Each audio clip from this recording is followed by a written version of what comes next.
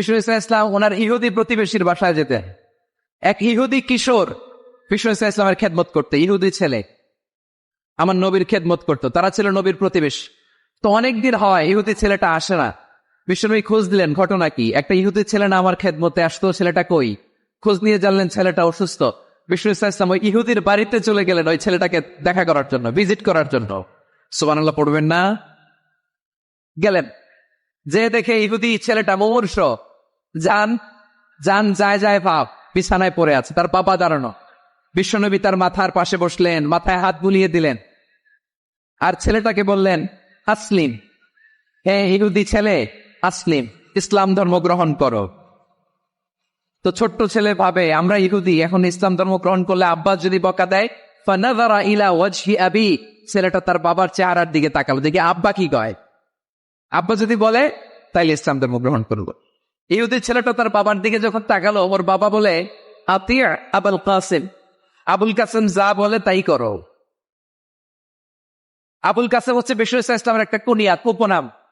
আমার রাসূলের বড় ছেলের নাম ছিল কাসেম। যেমন দেখবেন আমাদের এলাকায় কারো বড় ছেলের নাম যদি হয় আব্দুল্লাহ, এরা আব্দুল্লাহর বাপ বলে ডাকে। কারো বড় মেয়ের নাম যদি হয় ফাতেমা, এরা কি ডাকে? ফাতেমার বাপ বলে না? তো বিষ্ণু ইসলামের বড় ছেলের নাম ছিল কাসেম।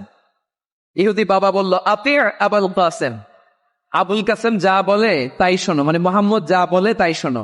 এই কথা শুনে ছেলে সাহস পাইছে, ছেলে আবার পড়তে আরম্ভ করলো আশহাদু আল্লাহ ইলাহা ইল্লাল্লাহ ওয়া আশহাদু আন্না মুহাম্মাদার রাসূলুল্লাহ, পড়েন আল্লাহু আকবার।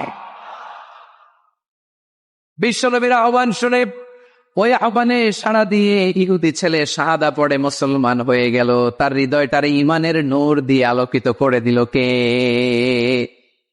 প্রিয় ভাইরা, এবার রাসূল সাল্লাল্লাহু আলাইহি ওয়াসাল্লাম বের হয়ে আসলেন ফট থেকে, আর বললেন আলহামদুলিল্লাহিল্লাযী আনকাযাহু মিনান নার, প্রশংসা সে আল্লাহর যে আল্লাহ জাহান্নামে চলে যাচ্ছিল প্রায় এমন একটা লোককে মুহূর্তের মধ্যে কালেমায়ে শাহাদাতের বদৌলতে জান্নাতি বানায় দিলেন। আওয়াজ করে পড়েন সুবহানাল্লাহ। এই হাদিস থেকে আমরা কি শিখলাম? What is the moral of the story? 1 number story হলো, প্রতিবেশী ইহুদি হোক হিন্দু হোক, যাবেন, সুসম্পর্ক রাখবেন, উপহার দিবেন, বিপদে পাশে দাঁড়াবেন, তাইলেই তো আপনাদের প্রতি, মুসলমানদের প্রতি তারা আকৃষ্ট হবে, ঠিক কিনা বলেন? আপনি যদি হিন্দুদের সাথে বৌদ্ধদের সাথে নাই মিশেন, নাস্তিকের কাছে নাই যান, তো ইসলামের সৌন্দর্যটা ওরা বুঝবে কেমনে? আমার অনেক হিন্দু পরিচিত ভাই আছে, ওরা আমাদের ইফতারির প্রোগ্রামে এসে একসাথে ইফতারি করে।